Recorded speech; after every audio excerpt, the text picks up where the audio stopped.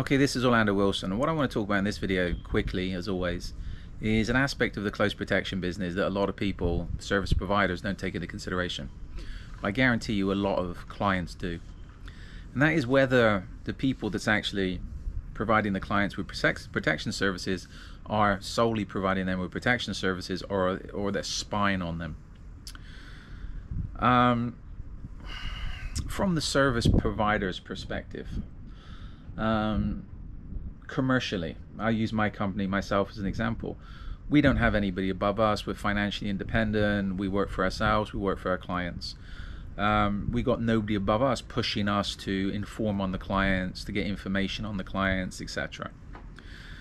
The commercial sector should differ from the government sector, where a lot of times government provided security, drivers, etc., their bosses will be asking them to keep an eye on the people they're protecting, driving, etc., and in some cases to gain information on them.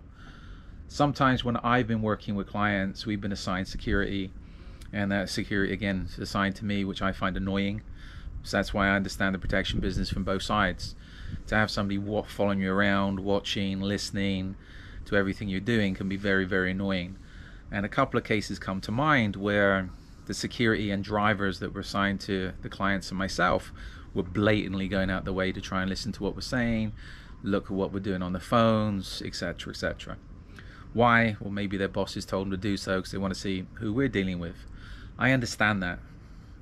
We had one case a long time ago where clients ended up going somewhere they shouldn't.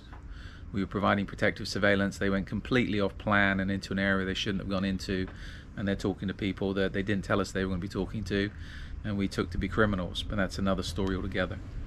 So this is where, if you're assigned security, sometimes, I'd say a lot of times, that security will be spying on you and will be providing information to the bosses about you. Such things don't bother me, because generally when I travel, when I'm working, you know what, it's purely work, and that's it. And we're transparent about what we do. We're not doing any side deals. We're not backstabbing people. We're not doing anything we shouldn't do. Behavior as well, you got to remember, and this is where I know of clients, I know of some situations, well, I know quite a few situations. And I remember one client I was dealing with, we were assigned security, and he was asking the security to provide him with women, with this, with that, and everything else. And all this was going up the ladder. It didn't bother me because, again, there was detachment. I behaved myself, and this guy that was with us was, I think the fact he had security and a driver and a nice vehicle and everything else went to his head because he was all of a sudden a big shot. So he was partying too hard and abusing the services that were being provided to him.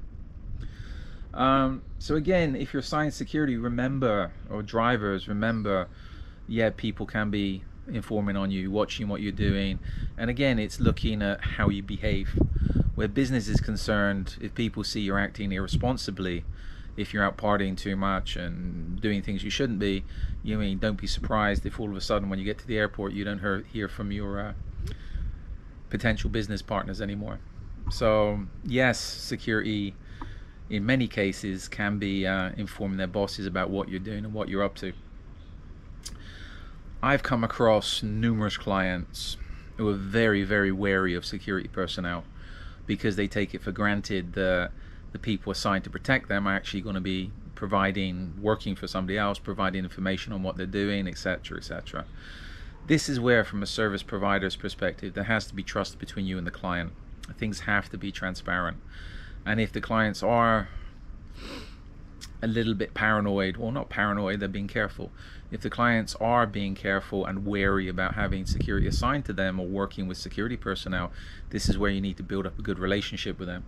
And always, a start to building up that relationship is always give them distance. You don't want to be on them all the time, watching what they're doing, etc. When there's meetings going on, step back, let them have their privacy, and make it clear to them you're not there to snoop on them. And I've had it with one client comes to mind, even as far as their computers are concerned, whatever. I said to them, we're not looking after your computers, we're not doing anything. Always take your laptops with you, always take your communication stuff with you, because if anything's stolen, if anything's leaked, then it's going to come back on us.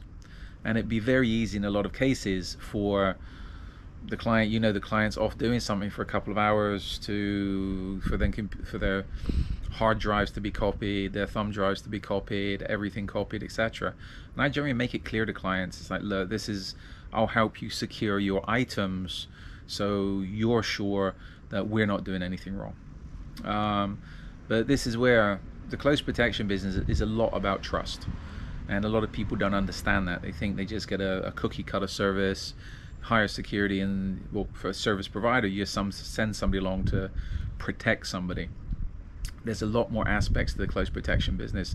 It's not just protecting people from physical threats. It's making sure they're comfortable that you're around them, and also that you're protecting them from, how can I put it, you call it espionage if you want, people stealing their information, people screwing them up, etc. And you got to remember, a lot of clients have problems from their personal security. I know one case where somebody I know was providing security to a celebrity, and the people he was providing, a driver, was selling information to a paparazzi. There's how many cases where bodyguards have ended up being part of their clients being robbed and assassinated. A high profile case at the moment would be where I can't pronounce the name of the guy, some top Hamas guy, that publicity guy, was killed in Iran, apparently in a safe house. Was that an inside job? Yeah, somebody got paid off. A member of the Iranian security, or members of the Iranian security, must have facilitated that. So this is where I've said in other videos, I'm always wary of security, because I understand what a lot of people are like, and you can't trust. I understand that a lot of clients do not trust their security 100%. I wouldn't trust security 100%, because everybody can be bought. Everybody's looking for an alternative source of income. So again, you can only trust security so much. From a service provider's perspective, it's up to you to build sufficient trust with your client, so they're not questioning whether you're spying on them or you're protecting them, which can be difficult. Okay, just my perspective on one aspect of the close protection business. Follow me along on social media. If you have any questions, feel free to reach out to me. I prefer LinkedIn or X. We have got videos up on other platforms, but I'm not too keen on them. I have an array of books up on Amazon, and if you got any relevant questions, feel free to reach out to me. I might take some time to get back to you, but I will get back to you. And we are looking to get the courses up and running again in the near future. So follow me along on social media. In the meantime, be good, stay safe, and stay out of trouble.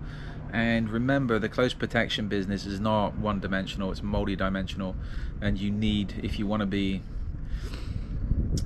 get clients and keep clients, you have to understand all the different perspectives, and you need to understand their mindset, and you need to reassure their mindset that you're working in their interest, not against their interests.